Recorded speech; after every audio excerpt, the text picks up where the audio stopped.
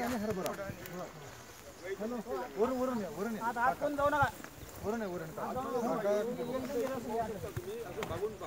बरं आले थांबा ही सगळ्यात उत्तम बनशी जात गावरानी शुद्ध गावरानी. ड्रायव्हर कोण असतील त्यांनी गाड्या जर रस्त्यातल्या काढा.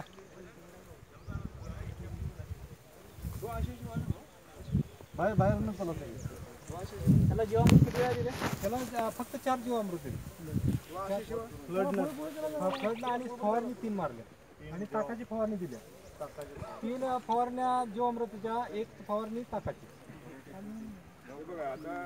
गावरान बनशी. एक गोष्ट सांगतो तुम्हाला, हे बनशी गव्हाची वैशिष्ट्य म्हणजे घट्टी ओंबी. घट्ट ओंबी. आज जाऊ नका बाहेरच बाहेर पुढे या बांधावर उभा राहा सगळे असे पुढे घट्टी ओंबी आणि अप्रतिम चपाती. म्हणजे 3 दिवस पोळी तशी ठेवली तर नरम राहील चपाती, कडक होणार. तुम्ही अशी निवड चपाती खा, दुधासोबत खाल्ल्यासारखी वाटते. आणि पौष्टिकता खूप, प्रोटीनचं प्रमाण सगळ्यात जास्त आहे याच्यामध्ये. भिजवताना तकलीफ होते, म्हणजे जास्त लिंबाव लागतो आणि खायला अप्रतिम आहे. ही आमचा गहू हा 40 रुपये ते 60 रुपये किलो जातो नैसर्गिक. किती जातो? 40 ते 60 रुपये. हो भाऊ आज जाऊ मागणी आहे एका साईडला. आता या गव्हाचं वैशिष्ट्य हे तर कोणतंही समजा घट्ट कणीस देशी आहे, भेसळ आहे. हे विदेशी कृषी विद्यापीठातून शोधून काढले. हे काय करायचं, फुलावर येण्याच्या आधी हे भेसळ काढून टाकायची, ताबडतोब काढून टाकायची. म्हणजे परपराग सिंचन होणार नाही, शुद्ध बी आपल्याला. हो हे पण याच्या व्यतिरिक्त भेसळ काढून ताबडतोब काढून टाकायची. हे बघा ना, हे कोणतं आहे? बनशी आहे ना, ओरिजिनल. हा अप्रतिम जात आहे, देशी आहे. हेच बी तुम्हाला नेहमी वापरता कायम परंपरेनं. मुंबईला आम्ही 40 ते 60 रुपये किलो हे बी विकतो, म्हणजे गहू विकतो चपातीसाठी. आणि प्रचंड मागणी आहे. पण याच्यामध्ये हे भेसळ आहे, दुसरी जात आहे. आपल्याला शुद्धीकरण अत्यंत आवश्यक आहे. हे भेसळ काढली नाही तर पुन्हा भेसळ. आणि मग भेसळ प्रतिबंध कायद्याखाली 10 वर्षाची सजा सुद्धा. आणि म्हणून उंबी पडली की ताबडतोब फुलावर येण्याच्या आधी हे कापून विकून द्यायचं आणि याचं शुद्धीकरण करायचं. ते फार महत्त्वाचं. आणि जो ते रघुवंशीचं बी आहे गव्हाचं, ते सगळं रासायनिक म्हणजे संकरित आहे. देशी जातीची एकही गुणधर्म त्याच्यामध्ये नाही. याच्यामध्ये यांनी काय केलं, गहू घेतला, मेथी घेतली, कोथिंबीर आहे, आणखी काय काय मोहरी आहे, हरभरा आहे. पेरताना मिक्स करून पेरलं का?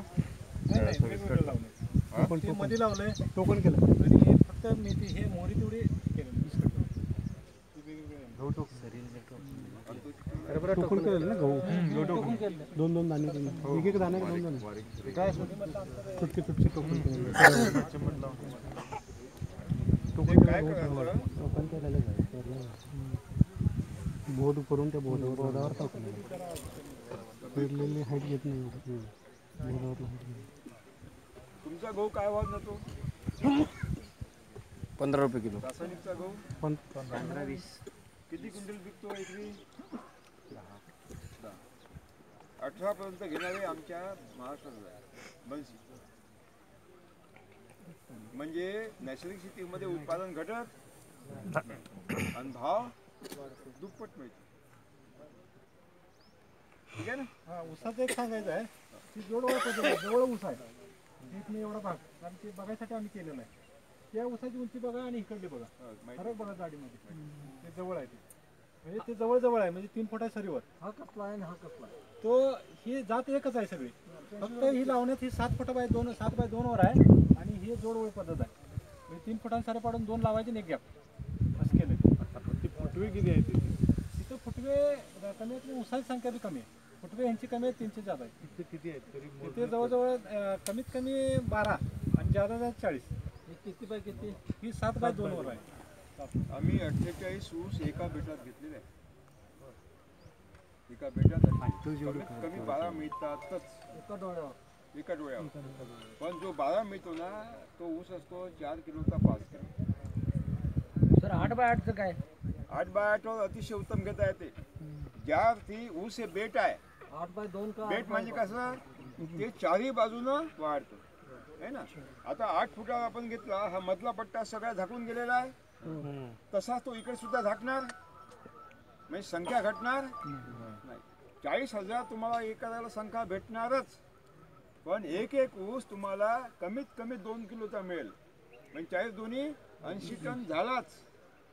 इथं बापू आहे, पिसाळ बापू, त्यांनी 80-90 टनापर्यंत घेतलेला आहे. 120 टनापर्यंत कोल्हापूरला आहेत. 8 बाय 8 वर आहे सर? 8 बाय 8 वर आहे का? 8 बाय 8 वर, 8 बाय 4 वर, 8 बाय 2 वर. कुठला काय करायचं? 8 बाय आपण 2 जास्त घ्यायचा, काही प्लॉट 8 बाय 4 घ्यायचा, काही प्लॉट 8 बाय 8 घ्यायचा. म्हणजे घरचे जे आहेत विरोधी पक्ष नेते ती शांत होतील आणि बाहेरची शांत होतील. ठीक आहे ना? दत्ता ऐकतोय ना? बाहेर